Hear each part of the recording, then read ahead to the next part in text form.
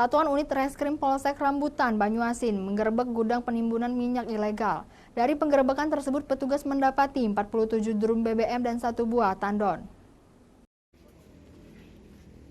Mendapati laporan masyarakat melalui online bantuan polisi, gudang minyak penimbunan BBM di Jalan Sungai Pinang, Banyuasin digerebek unit Reskrim Polsek Rambutan. Dalam penggerebekan tersebut, petugas mendapati 47 drum yang berisikan minyak dan 1 buah tandon.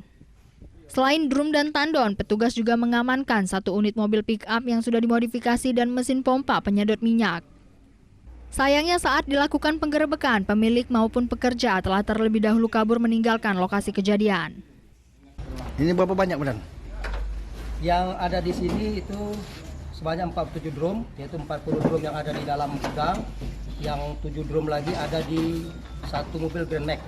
Kemudian ditambah dengan 9 drigen ya, 9 drigen bahan bakarnya, kemudian 1 pompa dan beberapa meter selang untuk melakukan penyedotan. Untuk barang bukti sendiri akan dilakukan penyelidikan lebih lanjut milik siapa. Dari Palembang, Muhammad David, iNews melaporkan.